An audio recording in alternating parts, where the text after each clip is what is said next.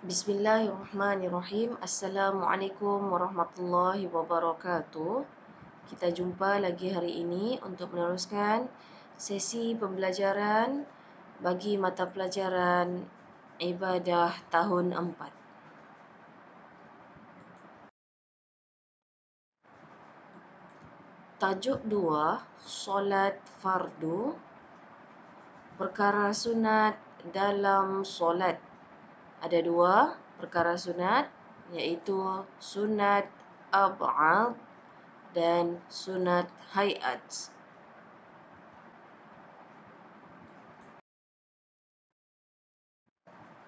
Ustazah mula yang pertama, sunat ab'ad.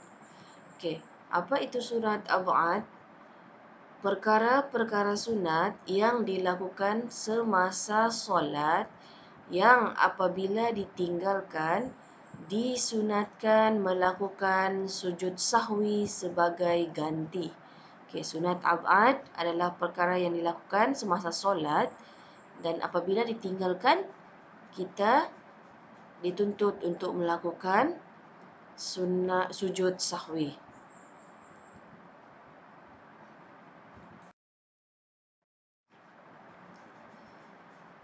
Perkara-perkara sunat ab'ad ada 5.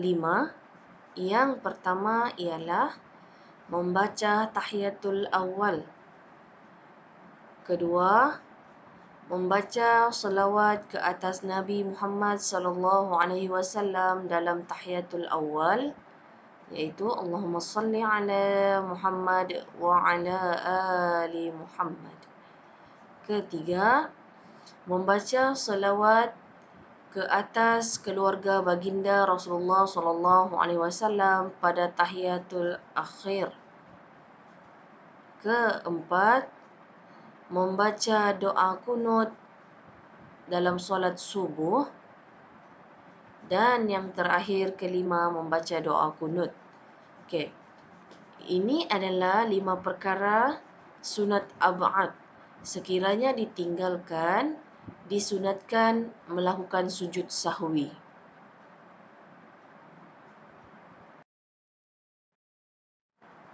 Cara melakukan sujud sahwi. Bagaimana sujud sahwi dilakukan?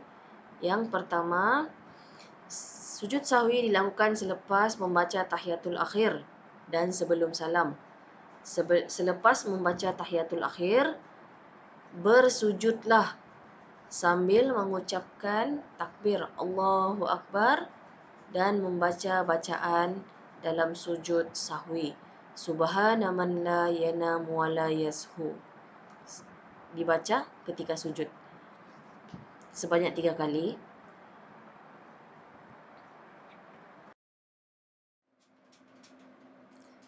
Setelah sujud, bangun dan duduk antara dua sujud semula dengan membaca bacaan seperti solat biasa.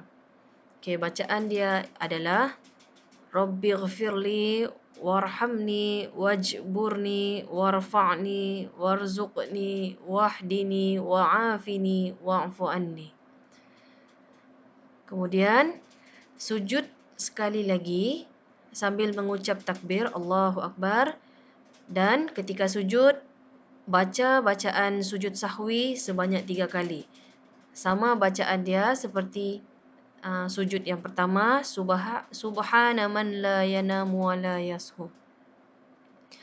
Setelah baca 3 kali, bangun semula untuk duduk tahiyat akhir dan teruskan memberi salam. Okey, itu adalah tata cara sujud sahwi dalam solat sekiranya kita tertinggal salah satu dalam perkara sunat ab'ad.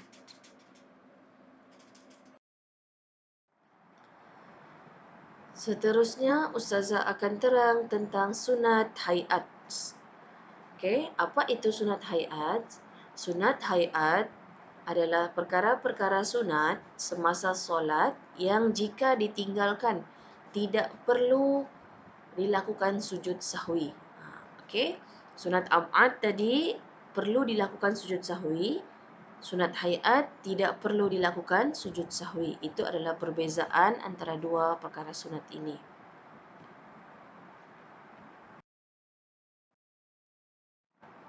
Perkara-perkara sunat hayat.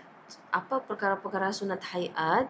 Yang pertama adalah mengangkat kedua-dua tangan ketika takbiratul ihram, rukuk serta i'tidal. Okey, angkat tangan ketika menyebut Allahu Akbar. Okey. Perkara yang kedua adalah meletakkan tangan kanan ke atas belakang tangan kiri di bawah dada ketika berdiri. Okey, seperti dalam gambar.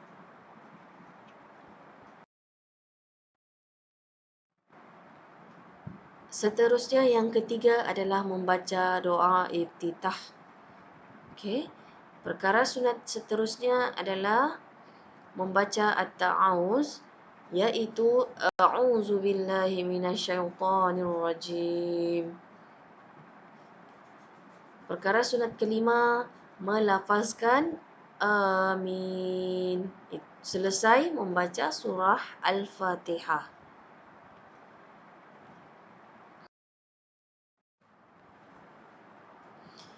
Perkara sunat yang keenam adalah membaca surah pilihan yang lain selepas membaca surah Al-Fatihah pada rakaat pertama dan kedua. Okey, pada rakaat pertama dan kedua selepas membaca surah Al-Fatihah disunatkan membaca surah pilihan yang lain. Yang ketujuh, melafazkan takbir ketika berpindah dari satu rukun kepada satu rukun yang lain. Sebagai contoh, daripada rukuk berdiri untuk i'tidal, disunatkan untuk membaca takbir, melafazkan takbir. Okey, itu adalah perkara sunat hayat. Yang ke-8, membaca tasbih ketika rukuk dan sujud. Okey, sebagai contoh dalam sujud, bacaan dia adalah Subhana rabbiyal a'la wa bihamdih. Dalam rukuk, Subhana rabbiyal azimi wa bihamdih. Okey, kedua-dua bacaan tersebut dilafazkan sebanyak 3 kali. Itu adalah sunat hayat. Yang ke-9, yang terakhir adalah memberi salam yang kedua. Okey. Itu adalah 9 perkara sunat hayat dalam solat. Sekiranya 9 perkara yang Ustazah bacakan tadi terlupa ataupun tertinggal, tidak perlu dilakukan sujud sahwi. Okey, untuk sunat hayat tidak perlu dilakukan sujud sahwi.